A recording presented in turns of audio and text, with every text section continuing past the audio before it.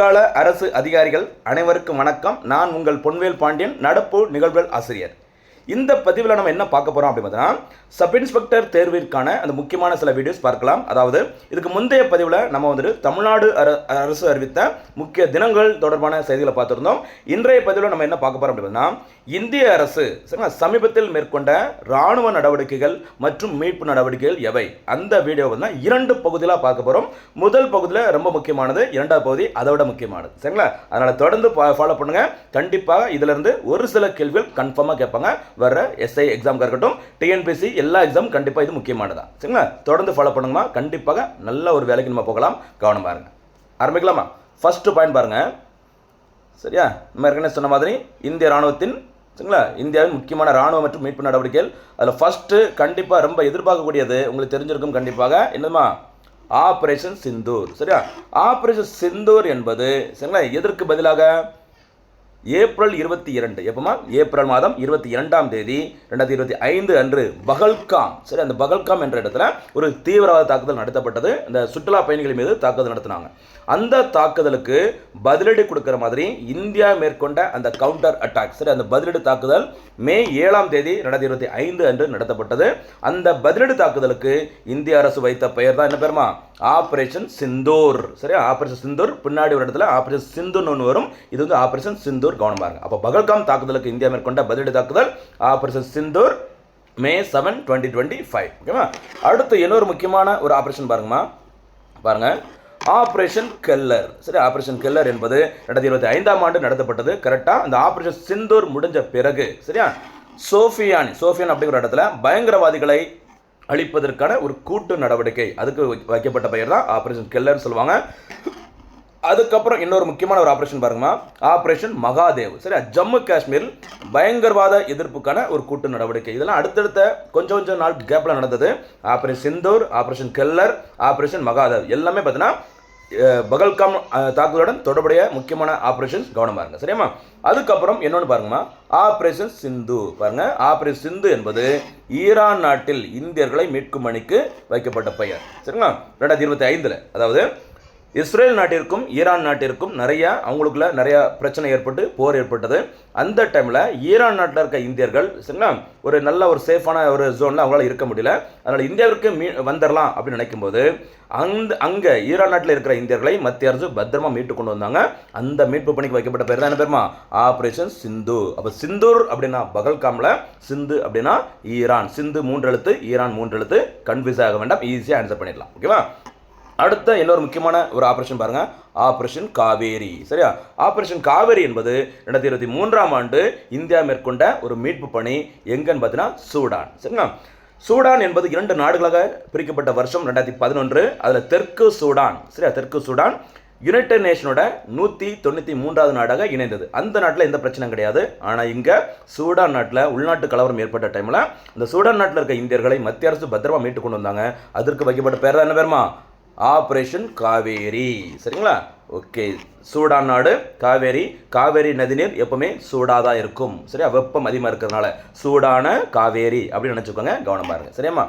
அடுத்தபடியாக தொடர்ந்து பாருங்க, சூப்பரான ஒரு செய்தி நமக்கு எக்ஸாமுக்கு கிடைச்சிருக்குது. பாருங்கம்மா, அவ்வளோ எஃபோர்ட் போட்டு கலெக்ட் பண்ணி கொடுத்துருக்குறோம். பாருங்க, ஆபரேஷன் கங்கா. சரியா? ஆபரேஷன் கங்கா என்பது உக்ரைன் நாட்டில், சரிங்களா, இந்தியர்களை மீட்கும் பணி. உங்களுக்கு தெரிஞ்சிருக்கும். நேட்டோ அமைப்பில், சரியா, நார்த் அட்லாண்டிக் ட்ரீட்டி ஆர்கனைசேஷன் என்று அழைக்கப்படும் அந்த நேட்டோ அமைப்பில் உறுப்பினராக இணைவதற்கு யார் விருப்பம் தெரிவிச்சிருந்தாங்க? உக்ரைன். அதுக்கு எதிர்ப்பு தெரிவிக்கிற மாதிரி ரஷ்யா உக்ரைன் மீது போர் தொடுத்தாங்க. அந்த போரின் டைமில் உக்ரைன் நாட்டில் இருக்க இந்தியர்களை மத்திய அரசு விமானங்கள் மூலம் பத்திரமா மீட்டு கொண்டு வந்தாங்க. அதுக்கு வைக்கப்பட்ட பேர் தான் என்ன பேருமா? ஆபரேஷன் கங்கா. சரிங்களா? கங்கை நதி எப்பவுமே எப்படி தான் பாயும்? உக்கிரமாக தான் பாயும். அதனால உக்ரைன் கங்கா. சூடான காவேரி, உக்கிரமான கங்கை. ரெண்டுமே கன்ஃபியூஸ் ஆக வேண்டாம், ஈஸியாக ஞாபகம் வச்சுக்கலாம். சரிங்களா? அதுக்கு அடுத்தபடியாக இன்னொரு முக்கியமான ஆபரேஷன் பாருங்க, ஆபரேஷன் தேவி சக்தி. சரியா? ஆப்கானிஸ்தான், ஓகேவா. 2021ஆம் ஆண்டில் ஆப்கானிஸ்தானில் தாலிபான்கள் ஆட்சியை கைப்பற்றிருந்தாங்க. தாலிபான்களோட ஆட்சி வந்ததுக்கு அப்புறமா அங்கே வெளிநாட்டை சேர்ந்த நபர்கள் இந்தியர்கள் உட்பட யாருமே நல்லபடியாக அங்கே வந்து ஒரு சேஃபாக வாழ முடியல. அப்போ ஆப்கானிஸ்தானில் இருக்க இந்தியர்கள் இந்தியாவிற்கு வர முடியாமல் சிக்கி தவிச்சிட்டு இருக்கும்போது ஆப்கானிஸ்தானில் இருக்க இந்தியர்களை மத்திய அரசு பத்திரமாக மீட்டு கொண்டு வந்தாங்க. அந்த மீட்பு பணிக்கு வைக்கப்பட்ட பேர் தான் என்ன பேருமா? ஆபரேஷன் தேவி சக்தி. எந்த நாடு? ஆப்கானிஸ்தான். சரிங்களா. அப்போ ஆப்கானிஸ்தான் ஆபரேஷன் தேவி சக்தி 21, 22ல் ஆபரேஷன் கங்கா உக்ரைன், 23ல் சூடான காவேரி மறக்கக்கூடாது. சரியாம்மா? ஏன்னா இப்படி அல்பபெடிக்கல் ஆர்டரில் கூட கேட்கலாம். சரி, ஏறு வரிசை இறங்க வரிசை அப்படிங்கிற மாதிரி காலமுறை படி கூட நம்மகிட்ட கேட்கலாம். கவனம் பாருங்கள். அடுத்தபடியாக ஆபரேஷன் பந்தர். ஆபரேஷன் பந்தர் ரொம்ப ரொம்ப முக்கியமானது, உங்களுக்கு தெரிஞ்சிருக்கும். சரிங்களா. இந்த ஆபரேஷன் பந்தர் என்பது இந்த பின்னணி நம்ம சொல்லிட்டு போயிடுறோம். பாருங்கம்மா, புல்வாமா தாக்குதல். பாருங்கள், புல்வாமா தாக்குதல் பிப்ரவரி 14, 2019 கரெக்டாக லவ்வர்ஸ் டே அன்னைக்கு. சரிங்களா. இந்த உலக காதலர்கள் தினத்தன்று பிப்ரவரி 14 அன்று 2019 புல்வாமாவில் தீவிர தாக்குதல் நடைபெற்றது. அந்த புல்வாமா தாக்குதலில் சிஆர்பிஎஃப் படை வீரர்கள் 40க்கு மேற்பட்டோர் உயிரிழந்திருந்தாங்க. அதுக்கு பதிலடி கொடுக்குற மாதிரி சரியா இந்திய விமானப்படையானது பாகிஸ்தான் மீது ஒரு நடவடிக்கை எடுத்தாங்க. அந்த நடவடிக்கை வைக்கப்பட்ட பேர் தான் பேருமா? ஆபரேஷன் பந்தர். சரிங்களா. அந்த ஆபரேஷன் பந்தர் மேற்கொள்ளப்பட்ட நாள் எப்படின்னு சொல்லி பாருங்க, பிப்ரவரி 26, 2019. சரிங்களா. ரொம்ப முக்கியமானது. அந்த தாக்குதல் நடைபெற்ற இடம் பாகிஸ்தானின் பாலக்கோடு. பாலக்கோடுனா கேரளா பக்கம் இருக்குது அப்படின்னு சொல்லி பெறக்கூடாது. இது பாகிஸ்தானில் இருக்க பால்கோட் அல்லது பாலக்கோடுன்னு சொல்லுவாங்க. சரிங்களா. அப்போ பாலக்கோட்டில் இந்திய விமானப்படை மேற்கொண்ட அந்த ஆபரேஷன் பேர் ஆபரேஷன் பந்தர். பந்தர் என்பது புல்வாமாவுக்கு பதிலடி தாக்குதல் இந்தியாவோடது. சரியாமா? மறக்கக்கூடாது. அடுத்து இன்னொரு முக்கியமான செய்தி பாருங்க, ஆபரேஷன் தோஸ்த். இது அப்பப்போ நியூஸில் வரும், பழைய கரண்ட் அஃபேர்ஸில் கூட இது இருக்கும், உங்களுக்கு தெரிஞ்சிருக்கும். சரியா. ஆபரேஷன் தோஸ்த் அப்படின்னா என்னன்னு சொல்லி பாருங்க, 2023ஆம் ஆண்டில் மேற்கொள்ளப்பட்டது. சரிங்களா. பிப்ரவரி 6, 2023ல் துருக்கி மற்றும் சிரியாவில் மிகப்பெரிய அளவில் ஒரு பூகம்பம், ஒரு நிலநடுக்கம் ஏற்பட்டது. அந்த நிலநடுக்கத்திற்கு பிறகு அந்த துருக்கி மற்றும் சிரியா நாட்டில் இருக்க மக்களுக்கு உதவுவதற்கு இந்தியா மேற்கொண்ட ஒரு மனிதாபிமான மீட்பு நடவடிக்கை, அதுக்கு வைக்கப்பட்டதான் பேர் என்னமா? ஆபரேஷன் தோஸ்த். தோஸ்த் என்றால் நண்பன் அர்த்தம். இந்தியா தன்னுடைய நட்பு நாடுகளுக்கு தேவைப்படும் காலத்தில் ஒரு நிவாரண பணி அல்லது மீட்பு பணியை மேற்கொள்வாங்க. அதுக்கு வச்ச பேர் தான் ஆபரேஷன் தோஸ்த். சமீபத்தில் இந்த மீட்பு பணி மேற்கொள்ளப்பட்ட நாடு துருக்கி மற்றும் சிரியா. கவனமாக இருங்க, இது பார்த்துட்டே இருங்க. அடிக்கடி இந்த ஆபரேஷன் தோஸ்த் வேற வேற நாடுகளோட இந்தியா மேற்கொள்வாங்க. கவனமாக இருங்க. சரியாமா? அடுத்த ஆபரேஷன் போலாமா? அடுத்த ஆபரேஷன் சரியா பாருங்க, ஆபரேஷன் ராகத். சரியா, RAHAT. ஆபரேஷன் ராகத் 2015ஆம் ஆண்டில் மேற்கொண்டிருக்கிறாங்க. அதே ஆபரேஷன் ராகத் சமீபத்தில் மேற்கொள்ளப்பட்டுள்ளது. அது பின்னாடி செய்தியில் வருது. சரிங்களா. ஆபரேஷன் ராகத் என்பது ஏமன் நாட்டில், சரியா, ஏமன் நாட்டில் உள்ள இந்தியர்களை மீட்கும் பணி. சரி, அந்த ஏமன் நாட்டில் இந்த ஹவுதி உள்நாட்டு அந்த கிளர்ச்சியாளர்கள் அந்த பிரச்சனை வந்ததுனால அந்த ஏமன் நாட்டில் இருக்க இந்தியர்களை மத்திய அரசு பத்திரமா மீட்டு கொண்டு வந்தாங்க. அதுக்கு வச்ச பேர் தான் என்ன பேருமா? ஆபரேஷன் ராகத். சரிங்களா. ஏமன் நாடு ராகத். கவனமாக இருங்க, மறக்கக்கூடாது. சரிங்களா. அடுத்து இன்னொரு ஆபரேஷன் பாருங்க, ஆபரேஷன் ராகத் 2013. இதை நம்ம பின்னாடி சொன்னது. உத்தரகாண்ட் மாநிலத்தில் 2013ஆம் ஆண்டில் மிகப்பெரிய அளவில் ஒரு ஃப்ளட், சரியா, வெள்ளப்பெருக்கு ஏற்பட்டது. அந்த டைமில் இந்திய ஆயுதப்படைகளால் மேற்கொள்ளப்பட்ட மிகப்பெரிய ஒரு மனிதாபிமான மீட்பு நடவடிக்கை என்ன பேருமா? ஆபரேஷன் ராகத். சரிங்களா. ஆபரேஷன் ராகத் அப்படிங்கிறது 2013 உத்தரகாண்ட், 2015 ஏமன் நாடு, மறக்கக்கூடாது. சரிங்களா. அதுக்கப்புறம் இன்னொரு முக்கியமான ஆபரேஷன் பாருங்கம்மா, ஒன்றும் அவ்வளோ முக்கியமானது, கலெக்ஷன் எல்லாமே பார்த்துக்கோங்க. சரியா. ஆபரேஷன் சக்தி மே 11, 1998 இரண்டாவது அணுகுண்டு பரிசோதனை. சரிங்களா. மக்களே ஞாபகம் வச்சுக்கோங்க, இந்த பதிவு ஒவ்வொரு நம்ம சொல்கிற பதிவு எல்லாமே, இந்த வீடியோவில் நம்ம கொடுக்குற நோட்ஸ் எல்லாமே அவ்வளோ செலக்டிவாக ரிப்பீட்டடாக எக்ஸாமில் எப்படிலாம் கேட்குறாங்க, எப்படி கேட்டாலும் நம்ம ஆன்சர் பண்ணணும். அதுக்கு தான் அந்த முயற்சிகள். அதனால் தொடர்ந்து ஃபாலோ பண்ணுங்கள். சரியாம்மா?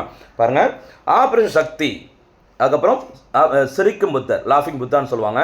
இந்த இரண்டுமே எதனுடன் தொடர்புடையது அப்படின்னு பார்த்தீங்கன்னா இந்தியாவின் அணுகுண்டு பரிசோதனை, நியூக்ளியர் டெஸ்ட். அதில் முதல் அணுகுண்டு பரிசோதனை, இந்தியாவோட ஃபர்ஸ்ட் நியூக்ளியர் டெஸ்ட் வந்துட்டு எப்போ நடத்தினாங்க அப்படின்னு பார்த்தீங்கன்னா மே 18, 1974 அன்று நடத்தப்பட்டது. இந்த இரண்டு அணுகுண்டு பரிசோதனைகளுமே நடைபெற்ற இடம் ராஜஸ்தான் மாநிலம். ராஜஸ்தான் மாநிலத்தில் தார் பாலைவனத்தில் அமைந்துள்ள பொக்ரான் அப்படிங்கிற இடத்துல தான் இந்த சோதனை நடைபெற்றது. அதில் முதல் அணுகுண்டு பரிசோதனை நடைபெற்ற நாள் மே 18, 1974. அப்போது இந்தியன் பிரதமராக இருந்தவர் யாருமா? இந்தியாவின் இரும்பு பெண்மணி யாருமா? இந்திரா காந்தி அம்மையார் அவர்கள். சரிங்களா. மே 18 என்பது புத்தரின் பிறந்த நாளாக கருதப்படுற காரணத்தினால அந்த சோதனை நடைபெற்ற மே 18ஆம் தேதி சிரிக்கும் புத்தர் என்று அழைக்கப்பட்டது, லாஃபிங் புத்தா. ஓகேவா, அது ஒன்று. அதுக்கப்புறம் ஆபரேஷன் சக்தி நடைபெற்ற நாள் எப்போன்னு பாருங்கம்மா, ரொம்ப முக்கியமானது, மே 11, 1998. சரிங்களா. இந்த இதுக்கு முன்னாடி நடத்தப்பட்ட அந்த அணுகுண்டு பரிசோதனைக்கும் இதுக்குள்ள பெரிய வித்தியாசம் என்னன்னா, இரண்டாவது அணுகுண்டு பரிசோதனை இந்திய உள்நாட்டு தொழில்நுட்பத்துடன் முதல் முறையாக நடத்தப்பட்ட ஒரு அணுகுண்டு பரிசோதனை. அதனால அந்த சோதனை நடைபெற்ற மே 11ஆம் தேதியானது இந்தியாவில் தேசிய தொழில்நுட்ப தினமாக கடைபிடிக்கப்பட்டு வருகிறது. மே 11, மே 12, மே 13 3 நாட்களில், அடுத்தடுத்த நாட்களில் இந்த அணுகுண்டு பரிசோதனை நடைபெற்றது. இந்த அணுகுண்டு பரிசோதனைக்கு வைக்கப்பட்ட பெயர் ஆபரேஷன் சக்தி. சரிங்களா. ஃபர்ஸ்ட்டுக்கு சிரிக்கும் புத்தர், செகண்டுக்கு பார்த்தீங்கன்னா ஆபரேஷன் சக்தி. இந்த இரண்டாவது அணுகுண்டு பரிசோதனை நடத்தும் போது இந்தியன் பிரதமராக இருந்தவர் அடல் பிகாரி வாஜ்பாய் அவர்கள். இதில் ஒரு போனஸ் கேள்வி வைக்கலாமா?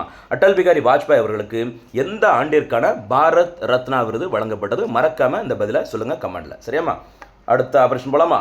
அடுத்த கட்ட ஆபரேஷன். சரியா, என்னன்னு சொல்லி பார்த்தீங்கன்னா சூப்பர் 6 கேள்விகள். கொஞ்சம் கொஞ்சமாக நம்ம போகலாம். சரிங்களாமா? இன்றைய பதிவிற்கான சூப்பர் 6 கேள்வி என்னன்னு சொல்லி பாருங்க. முதல் சூப்பர் 6 கேள்வி, ஆபரேஷன் சிந்தூர் சரிங்களா எதற்காக எப்போது மேற்கொள்ளப்பட்டது? கரெக்டாக டேட்டோட அந்த தாக்குதல் நடைபெற்ற அந்த சம்பவம் அதுவும் சேர்த்து சொல்லுங்கள், அந்த இடத்தோட பேர். இரண்டாவது சூப்பர் 6 கேள்வி, ஆபரேஷன் சிந்தூர் எந்த நாட்டில் இந்தியாவினால் நடத்தப்பட்டது? ஓகேவா. அடுத்து நம்பர் 3, ஆபரேஷன் கங்கா எதனுடன் தொடர்புடையது? ஓகேவா. நான்காவது சூப்பர் 6 கேள்வி, புல்வாமா தாக்குதல் எப்போது நடத்தப்பட்டது? அதனுடைய பதிலடி தாக்குதலுக்கு என்ன பேருங்கிறது சேர்த்து சொன்னால் சூப்பராக இருக்கும். சரியாமா? அதுக்கப்புறம் 5வது சூப்பர் 6 கேள்வி, தேசிய தொழில்நுட்ப தினம் எப்போது கடைபிடிக்கப்படுகிறது? இதில் ஒரு போனஸ் கேள்வி கேட்கலாமா? தேசிய தொழில்நுட்ப தினத்தன்று இந்தியாவில் ஒரு முக்கியமான விருது அறிவிக்கப்படும். அந்த விருதின் பெயர் என்னங்கிற இந்த 5வது சூப்பர் 6 கேள்வியோட சேர்த்து கரெக்டாக சொல்ல பார்க்கலாம். ஓகேவா. அடுத்து இந்தியாவின் அணுகுண்டு பரிசோதனைகளுக்கு, அதாவது முதல் அணுகுண்டு பரிசோதனை, இரண்டாவது அணுகுண்டு பரிசோதனைகள், அதற்கு வைக்கப்பட்ட பெயர் என்ன? எல்லா கேள்விகளுக்கும் சூப்பரான முறையில் பதில்கள் சொல்லுங்கள். அருமையான ஒரு கலெக்ஷன் அடுத்தடுத்த நாட்களில் வரும்போது தொடர்ந்து ஃபாலோ பண்ணுங்கள். தேர்வில் வெற்றி பெறுங்கள். மீண்டும் சந்திக்கலாம். நன்றி, வணக்கம்.